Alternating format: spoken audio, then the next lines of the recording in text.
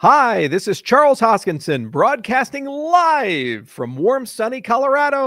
Always warm, always sunny, sometimes Colorado. Today is November 9th, 2024. It has been a long, long year, and we've all gone through a lot.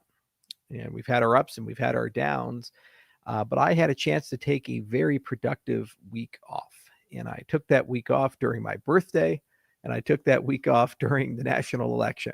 And I completely shut out, turned off my phone, and I went to a meditation retreat that was put on by the 40 Years of Zen people. And it was a very interesting thing. It was kind of a combination of everything from biofeedback and neurofeedback to psychedelics, did a bunch of ketamine, went on 4 different trips in 5 days, and group therapy, go figure, all these things together. And it helps you kind of contextualize and put your entire life together. And it was very long overdue. You know, when you're a successful person and you're a smart person, you have a lot of resources and talents and abilities, you think that certain rules don't apply to you. And in particular, the rules of mental health. Being a CEO and being in the public space, it has a lot of perks and it has a lot of benefits. I don't have to wait in a lot of lines, and I get to travel and luxurious accommodations. I get to meet really cool and interesting people, like recently Javier Milei and so many others throughout the years. But unfortunately, it also means that you're subject to a lot of fair and unfair criticism, and it subconsciously or consciously accumulates over time. And I've been doing this for almost more than a decade now in a very public way in many different mediums, like Twitter and Facebook and LinkedIn and all these other places and what have you, on and off through the years. And that had taken a toll. And I think the straw that broke the camel's back was when people said I was a cancer for Cardano. Imagine spending 9 years of your life working diligently and hard on something and truly caring about it, and investing so much effort and time in every waking moment, trying to do what you think is best. And sure, there's disagreements and people that come up along the way, but for the most part, you'd like to believe you've done a good job. And for the most part, you'd like to believe that your presence is wanted and desired and not undesired. Well, that poll's closing here in about 2 hours, and 51% said yes, and about 49% said no. Now, I'm not naive to believe that these are real numbers from a perspective that every single person's a member of the Cardano community and that no bots participated, but I'm also not deluded enough to believe that my tenure has been without controversy and has not been perfect in many different respects. At times, I've been very abrasive, and at times I've said and done things that I regret. And so part of taking some time off and recovering, in addition to finding a way to get rid of all that stress and trauma of being a CEO, is also to reflect on my own behavior and to reflect on the things I've said and done throughout the years. And in particular, I'd like to call out 2 things that I think we can do better as a community, and myself in particular better on. So first, I'd like to explain the relationship between the Bitcoin maximalists and Cardano, and Bitcoin itself and Cardano, that whole ecosystem. I've been in the Bitcoin space longer than the vast majority, probably 99% of the people currently in the Bitcoin space. I'm old enough to remember Dan Larimer having a fight, and actually I built a company with Dan, ironically enough, with Satoshi Nakamoto. I'm old enough to remember the block wars. I'm old enough to remember the collapse of Mt. Gox and people's concerns about Mt. Gox collapsing. And having that long tenure in the Bitcoin space, and having started my career there with the Bitcoin Education Project, and having started my career as the founding chairman of the Education Committee of the Bitcoin Foundation, and working with people like Peter Vicini's and so many others, I was a bit surprised and flummoxed that so many people in the Bitcoin ecosystem could be so relentlessly harsh with their criticisms of Cardano and the altcoin space in general. They made things personal. They took it beyond your product is bad, and they took it to anybody who even conceives of this must be a criminal and must be evil. But the reality is, just like that poll doesn't speak for the majority of the users of Cardano, the maximalists in Bitcoin, as much as they'd like to, don't speak for the vast majority of people in the Bitcoin ecosystem. and I got brittle and hostile, and I've said things that I probably shouldn't have said. The reality is, Bitcoin is the dominant cryptocurrency, and it's earned that right through a strong community and a relentless pursuit of its principles. Bitcoin remains and is the most principled ecosystem in the cryptocurrency space, and its flaws far are outweighed by its achievements. The reality is, we're all still drinking from the rivers that Bitcoin carved. And all of us in the cryptocurrency space are better because of Bitcoin. Now, I've said things in the past, and I am frustrated with the governance of Bitcoin. I am frustrated with a lack of innovation and progress. But for the people in that ecosystem, they view it as a feature, not a bug. And because of things like Bitcoin OS, it now means that Bitcoin can stay the way it is and still enjoy all the magic that our industry has constructed. So first, I'd like to apologize to the Bitcoin community. I'd like to look at them and say, while we may disagree on certain things, I will never disagree that you've created something magical and special that millions of people throughout the world hold and use, and the world is a better place for that. So I'm sorry. And I'm not going to speak ill of Bitcoin anymore, no matter how much those maximalists try to trigger everybody in the industry, because that's ultimately all they have. And life is too short for that. Second, I reflected a lot about the XRP community. And this is another one of those examples where one statement kind of turned into 2 and 3 and 4, and it got to a stalemate where nobody really wins. The reality is, there are many people in the XRP community who are great fans and friends of the Cardano ecosystem, and there's a bit of a sadness over the fact that we've just not been able to bridge these gaps.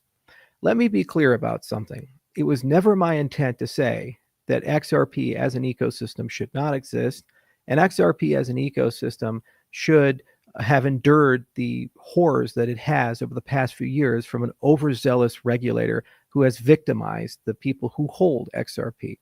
Not a single person in that ecosystem deserves the lawsuits that have come and the scrutiny that that project has been under, especially considering the standard of behavior across the industry as a whole throughout the years. And I'm very glad to see that the Senate has been retaken by the Republicans and that good crypto policy probably will come in 2025. We'll get to that in a moment. But I'd like to apologize to the XRP community. You know, I can be the bigger man here. I can let it go and say, I'm not going to speak ill of the community, the protocol, or anyone there. And I'd love to find ways to build bridges and work with them, just like we're building bridges and working with the Bitcoin ecosystem. There are many areas of potential collaboration that I could see, from midnight interoperability with Ripple up to and including perhaps participating in the stablecoin that the Ripple ecosystem has been creating. So I'd like to apologize to the XRP community. And then finally, I'd like to apologize to the Cardano ecosystem as a whole. It's been a difficult go. And as you've noticed, I've been a bit defensive and brittle, especially in responding to things that I thought were absolutely ridiculous allegations, where people say things that are just simply crazy. The cancer comment is the latest example, but there's been hundreds throughout the year, deserved or undeserved. I should be more compassionate and I should be more gentle with each and every one of you, because after all, you're part of this ecosystem and you deserve better.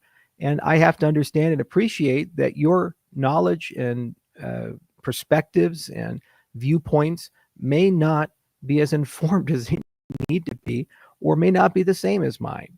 And while I sit as a CEO of an important company and I get daily briefs on pretty much every topic that are well-defined and well-resourced, the vast majority of people using Twitter and the vast majority of people participating in the cryptocurrency industry don't have that luxury. So why should I then assume that your context is the same as mine and make it personal?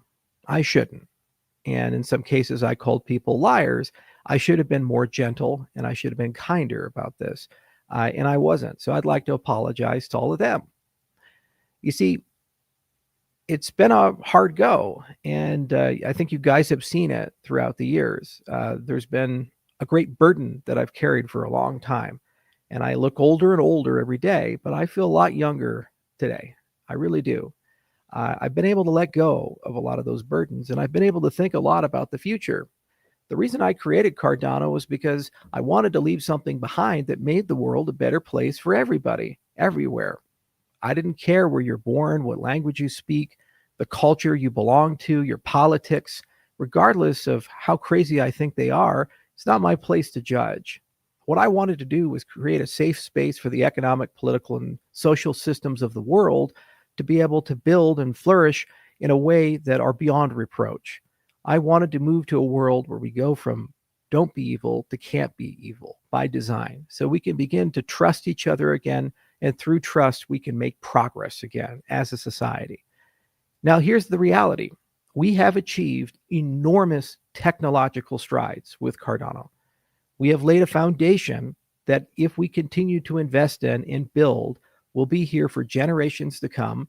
And this technology as a whole will allow every single participant in the Cardano ecosystem and all the people related, and everybody, regardless they build on it or not, to enjoy something that I truly believe can make a difference in the way you vote, the way your money works, the way nation states work, and ultimately the way business ought to be done in the 21st century. And while we have made enormous technological strides, we have yet to make the equivalent strides in growth and adoption. And that's something that we all have to focus on. So when we looked at 2025 in particular, I think we as an ecosystem could make enormous strides in becoming the DeFi layer for Bitcoin. I think we can make enormous strides in utilizing the budget processes of Cardano, however difficult it may be to get one passed, and what compromises have to be made to allow us to fund and grow the vital entities within the Cardano ecosystem to get us where we need to go. There's going to be a lot of strategies that come out over the next 3 to 6 months that are going to require an enormous amount of attention, care, and discipline and rigor to execute.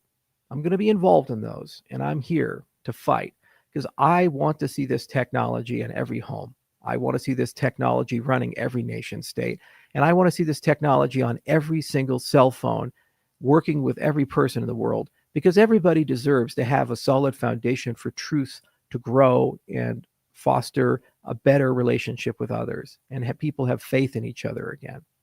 But we're going to have to earn that. And that's what 2025 is going to be about. Second, a large part of my time in 2025 will also be devoted to the political process. I'm going to be spending quite a bit of time working with lawmakers in Washington, D.C., and quite a bit of time working with members of the administration to help foster and facilitate with other key leaders in industry the crypto policy. We have to do this and we have to get it done. There's a very high probability that the Republicans will control not only the Senate and the presidency, but also the Congress, the House. And in the process of doing so, this is the best opportunity we have ever had in the history of the industry to get clarity for our industry and remove the sort of Damocles that the SEC has reigned over the Cardano ecosystem, Ripple ecosystem, the Ethereum ecosystem, reigned over Solana, reigned over all the major ecosystems, and actually including Bitcoin in many respects, despite the ETF approvals. None of us signed up to have companies like BlackRock dictate to the United States what the crypto policy should be. The crypto policy should be written by the American people, the American crypto industry, and by well-meaning lawmakers who are willing to take the time to listen.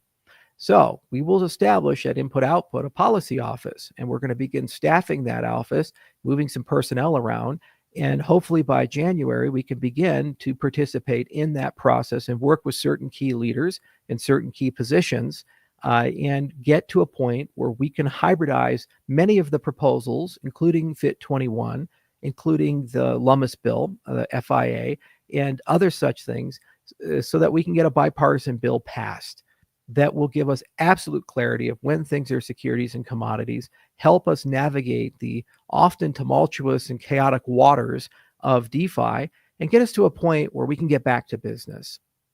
No one in this industry has asked for a subsidy or a bailout. No one in this industry has asked for special rules or special treatment. All we've asked is to be left alone and be able to build our businesses and create trillions of dollars of value and millions of jobs for the American people. I think with a message like that, it makes absolutely no sense to those who aren't corrupt and those who are listening to actually get a law passed. So that's what we're going to focus on in 2025. We're going to get our growth and adoption where it needs to be. And we're going to make sure that we have solid policy so that we can move forward as a nation. As many of you know, I have personal friendships with certain lawmakers and certain people who are now members of the Trump administration. We hopefully will be able to have great dialogues with them in the coming months to put together some of this policy. And I hope to be part of that, but that has yet to be decided based upon the fact that they're not even in office yet, and they just picked a chief of staff. So it's going to take a little bit more time to see what that composition looks like. But in my early conversations with the transition team and my early conversations with many people who want to promote good crypto policy, I have every reason to believe there is a genuine desire to not relitigate and relive the last 4 disastrous years that have been so painful and harmful to all of us. I also believe there's a strong desire, especially amongst younger Democrats and younger Democrat lawmakers, for crypto policy to be bipartisan instead of a Republican issue and a wedge issue between the parties. And this is most evidenced by the fact that FIT 21 was passed in the House with more than 60 Democrat votes. This election, I fully appreciate, has been very stressful for many Americans who felt that the wrong candidate won. I want to take a moment to talk to them. While we do disagree on politics and while we do disagree on the nature of how the next 4 years are going to unroll and unravel, there is one thing that unites us. We're still Americans. And I'd like to believe that we both want this country to succeed. And there are many things I think we can find common ground on. I was in Washington State for the last 5 days. Many of the people I was with were not exactly on the right side of the spectrum, but they were quite excited about Robert Kennedy being involved in health policy. And that's the power of a unity party. You don't get everything that you want, but at least you get a few things that you can unify on and talk about. And I do believe that if we come together on both sides of the aisle, that we can get to a crypto policy that makes sense for the entire United States and for all of our businesses here. Because after all, the protocols don't discriminate the politics. So why should we as leaders and why should we in the legislative process? Doesn't make any sense at all. So I'm definitely going to be reaching across the aisle to many people who are on the other side of things and ask them if they'd like to participate in the discussions and conversations. And hopefully, I think we can come to a common understanding about some basic principles as an industry as a whole of where we need to go and what we need to do. The other thing is, I think I've gained my passion back. 4 ketamine trips is quite a bit. I think it was over 1 gram of ketamine after this. And one of the things you gain when you have these experiences is a deeper insight and perspective into life as a whole and your own life. And I was able not only to let go of the things that stress me, but remind myself of the things that I truly love. I absolutely love the education process, and I absolutely love teaching. And I've always been happiest when I take knowledge and transform it into a product that people gain insight from and understanding from. So in 2025, I'm definitely going to spend more time on whiteboard videos, more time on explainers, more time on the pedagogy, both directly and indirectly, because there's so much about our movement that's still not well understood, and we need to bring everybody along. And part of the political process and part of the growth process is for people to truly understand why what we do is special and how it's special. Second, I gained a deeper appreciation and respect for how much love and support you, the Cardano community, and people outside of the Cardano community expressed to me. After that poll, I cannot tell you how many emails and tweets and private messages I got, probably more than 1,000, of people expressing compassion, love, and just best wishes to me, and were worried about me. And I deeply appreciate that. It meant the world to me to know that you cared. And it meant the world to me to know that throughout all these years that we've been able to build a bond. In some cases, I've never even met you. And you've gained that through the AMAs and through seeing me at conferences or speeches or just following me on Twitter. And I don't want to lose that connection. If anything, I'd like to strengthen that connection. And I think there are healthy ways to do that. The problem with social media, as I've pointed out in prior videos, it is designed to divide us. And these algorithms over time, if you allow them to dopamine hack your brain, they get you into a very dark state, as we see certain people descend into, myself included. And it's not healthy to engage in that way. But it is healthy to engage in different ways through these channels. And that's going to be the discovery of 2025, is figuring out the right balance. But I will never lose that thread or connection to the people in the Cardano ecosystem as a whole, and the broader cryptocurrency ecosystem. These are lifelong friendships that I'm going to carry with me and treasure, because each and every one of you is special in your own way. And each and every one of you has been with us, small to large, and invested so much time and effort into trying to make this movement successful. There's no greater example of that than the 2,500 people that participated in the constitutional workshops, uncompensated, in 50 countries with 63 workshops. That's a pretty impressive thing, not to mention the hundreds more that participated in the SIP 1694 workshops that got us to the age of Voltaire. This does not mean we're all going to get along, and this does not mean that we're at times always going to be civil with each other. The internet's the internet, and people are people, but having better tools and mechanisms to reframe and steer and reset the communication channels and relationships is what's going to get us through this.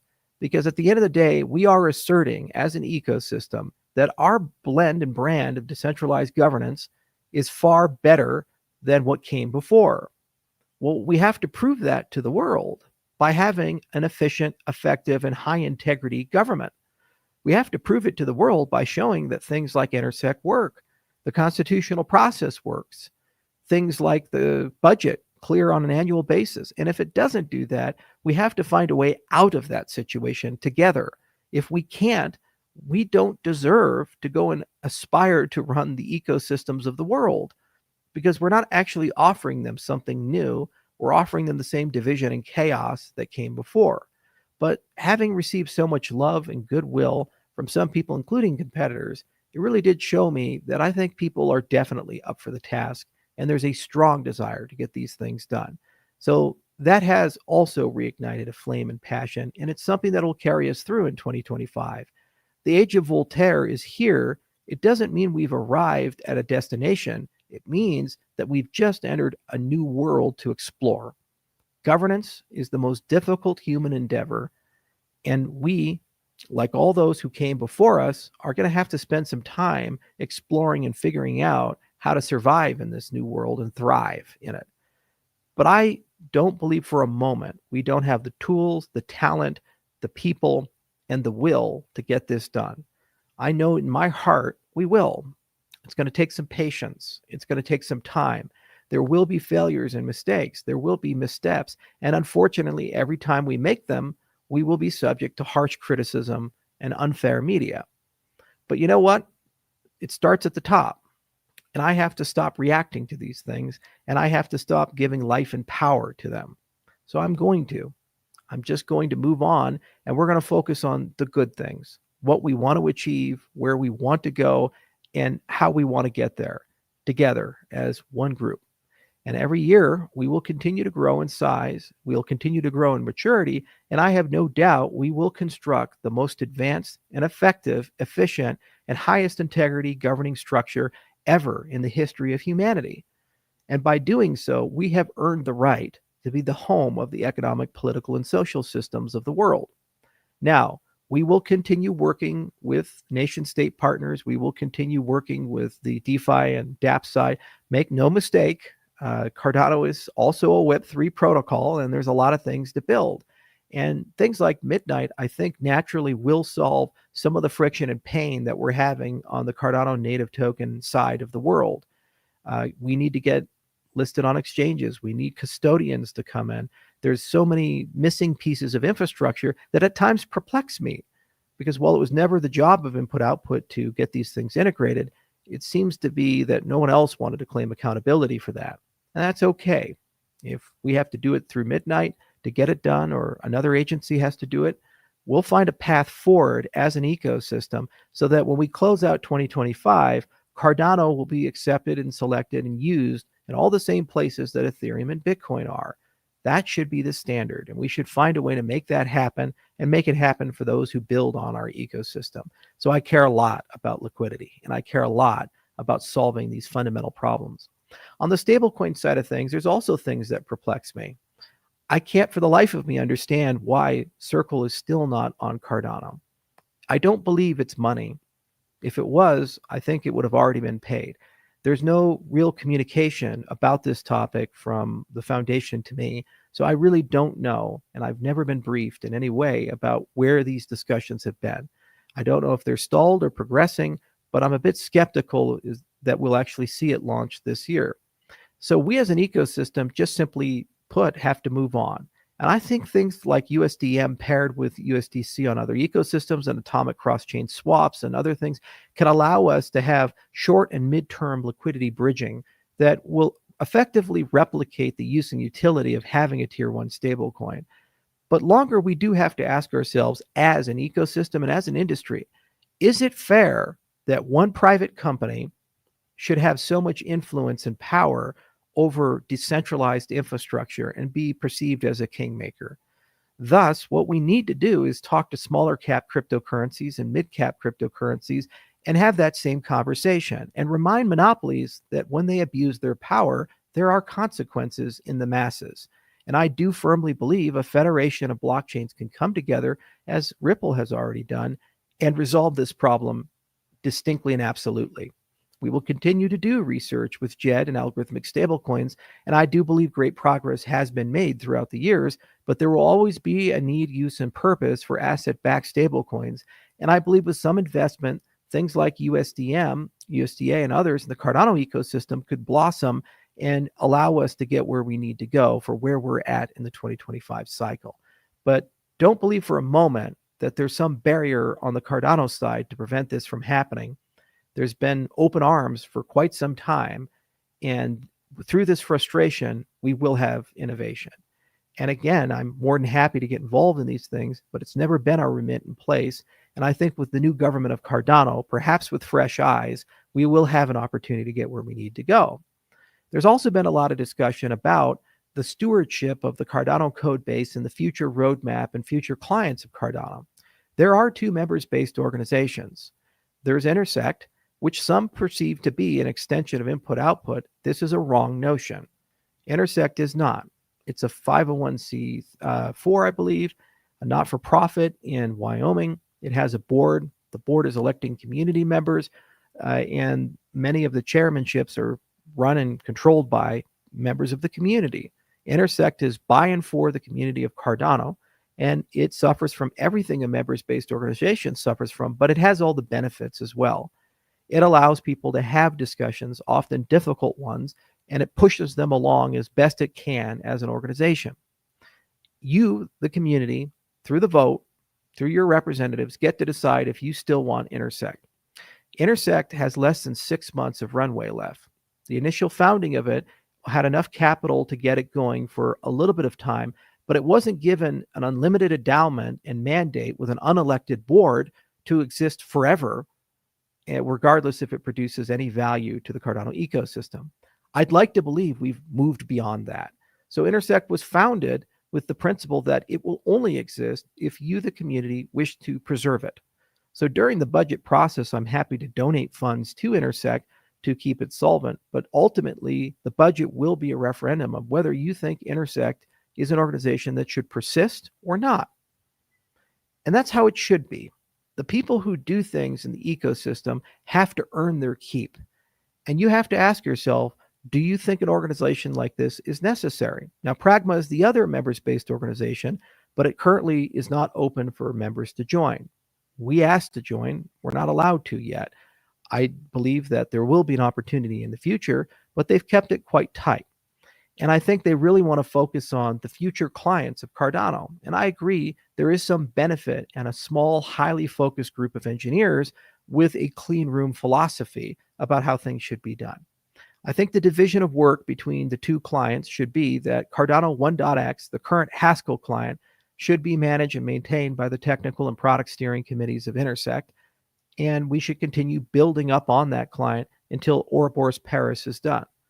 As you know, Ouroboros Laos is under heavy development right now, and probably by the middle of next year, depending upon how that development goes through, we should have an end-to-end prototype at the same level of maturity that Ouroboros Paris is currently. Then there's an open question of where do we deploy Laos? Does it make sense to continue building on top of that Haskell code base, or should we pivot to a new code base? I'm of the opinion that I think we need a clean slate, a fresh start with the Cardano node, an event-based architecture microservices node that is a polyglot node that utilizes multiple languages and allows us to wrap components of the Haskell node, but then also integrate Rust and other such technologies together. And I believe that's the best home for Laos because it can be built hand in glove for Laos's needs, and a retrofit of the monolithic node that we currently have would be prohibitively time consuming and introduce a great degree of technical debt or re-architecture. It'd be simply easier in some cases to start over again. And we also can take advantage of core technology like Mithril. Now, this is not an abandonment of our ecosystem's commitment to formal methods, the peer review process. It's an acknowledgement that you can be agile and formal at the same time. We still have the specifications. We still have the use of AGDA. We still have the hard fork combinator. We still have the idea of using some of the most advanced testing techniques for our software. But we also acknowledge that there's amazing work being done by TX Pipe and DC Spark, and amazing work being done by Harmonic Labs and Anastasia, and so many countless other developers and development firms in the Cardano ecosystem. And it's about time a coalition comes together and works on these things. So I think Pragma could be the appropriate home for this initiative, and we at Input Output would like to participate. We have great engineers who would like to start over with a clean room approach. We will continue writing code for the 1.x node because there's unfinished business to do. And I believe that these two threads can continue in parallel like they did with IBM and the Hyperledger project with Fabric, having Fabric 1 and 2 co-constructed, now Fabric 3 and 2. And I do believe that we can get to a point where we can deprecate the 1.x node and replace it with the new polyglot node that has been built for the future. Now, if this project is to be successful, if you are a developer and you are a person who has used Cardano and you've had issues with the past, be vocal about what those issues are in a constructive way. And then we can gather those as business requirements and make sure that the new architecture resolves the majority of such things. This is how we make progress. And this is the point of mature adult governance that is efficient, effective, and has integrity. You admit the problems, you admit the mistakes, you take a look at where you want to go, you take a look at the things you're doing. We know Cardano will talk to many blockchain ecosystems. We know assets are going to enter Cardano and exit Cardano. We know we have a need for fast finality. We know we need to make significant investments in Hydra and rollups to get Cardano where it needs to go. And our own innovation side, you may have seen things like ZK Fold, for example. You may have seen things like Hydra with Midgard. You may have seen things like Gummy Worm. I've talked to the leaders of all these projects and invited them to participate in the same innovation process that we use for Paris so that we can accelerate their designs and make sure that they get to market faster and more holistically, ideally in 2025, so that we have additional scaling solutions above and beyond the Laos agenda and above and beyond natural protocol upgrades and the cadence of those upgrades in the Cardano ecosystem. We've also started exploring how we can do, for example, Rust code extraction from literate AGDA, so that we also can offer formal services and methods to that type of code base. This is the vibrancy of the Cardano ecosystem, and we're speeding up with respect to things like Plutus and Aiken and other great items. And by doubling down on education, we can teach a lot of people about why Cardano is so special, and we can also offer a lot of education about why things like Bitcoin are so special and how Bitcoin and things like Cardano can work together. I believe that 2025 is going to be a phenomenal year. I believe that it's going to be a challenging one, but it's going to be a different kind of challenging. Whereas 2024 has been a deeply frustrating year, filled with a lot of loss and heartache, and filled with betrayals, and filled with stupid decisions and just self-inflicted wounds. 2025 will be a joyful hardness where we like the grind, we like the challenge, and it's going to be a year where we work together. It's going to be a year where we bring people together and we get things done. And yes, I'm also a little sorry to Solana. As I've said before, I may disagree with some of the things that they do, but I'm not going to make fun of them anymore. And I'm going to cancel my order for the Solana Nintendo system. And instead, I'm just going to speak about the good things of Solana, including building a bridge with Solana to Midnight and so that the people in the Solana ecosystem can also enjoy what Midnight brings to bear, secured by Cardano, powering the rest of the blockchain ecosystem. There's a lot we can do together. There's a lot of ways we can work together as an ecosystem. As a final note, I'd like to give every person listening a piece of advice. In 2024, we don't take care of our mental health. It's just as important as our physical health. And I haven't taken care of both. I'm overweight and my health isn't where it needs to be. And I'm going to spend a lot more time in 2025 making sure that my physical health goes back to where it was in my early 20s, the old college days. And I'd like to spend 2025 also making sure that the mental health stays in a good state. I'm quite happy and I feel very good. It was a lot of hard work last week in Washington State, but it got me to a point where I again found my passion and joy, and I found an ease, like a burden has been lifted. And I really hope that each and every one of you can take the time to evaluate if maybe you need to take some time off to do the same. I took a burnout quiz from Dave Shapiro. He has a YouTube channel, and there's 240 questions on it, and I didn't score so well on that quiz. And I realized that I was in a very deep and extreme state of burnout, and I'd become an unpleasant person. And I said, no matter how much is going on, how much we have to do, the Constitutional Convention next month, I have to take some time off for me so that I can get to a point where I get back to myself. I hope that each and every one of you listening takes this advice and seriously asks yourself, are you happy? Do you feel good? And are your relationships where you think they need to be at? And if they're not, then you really do need to invest the time to get yourself where you need to go. For me, I had the resources and the luxury to do something a little different and unorthodox that I doubt would work for most people. And drugs like ketamine are quite powerful, and I wouldn't recommend self-administering them. They really do have to be handled by trained professionals. And those trips were quite powerful. In fact, my second ketamine trip, I lived 20 minutes in the body of a wolf. So not exactly a experience one is prepared for. But by the end of all of it, it did what it needed to do. And I'm quite happy with the end result there. So I hope you can find that clarity and peace.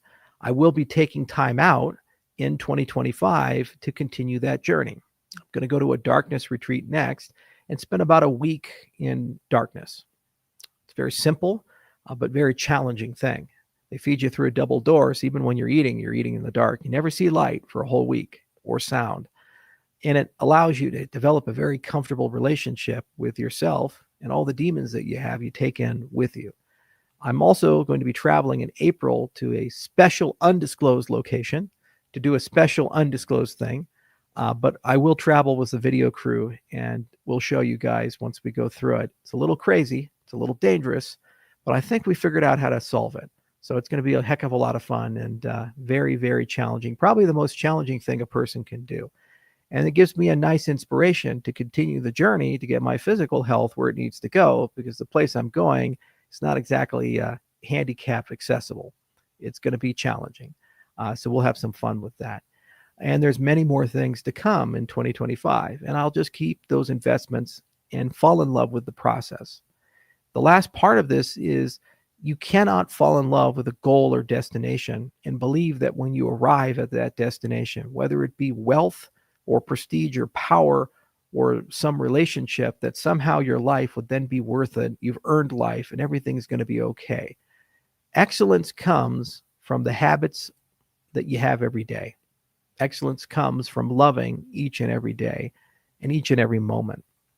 Take some time to enjoy those moments. In Washington State, it's fall going into winter, and we have leaves changing color. It's quite beautiful.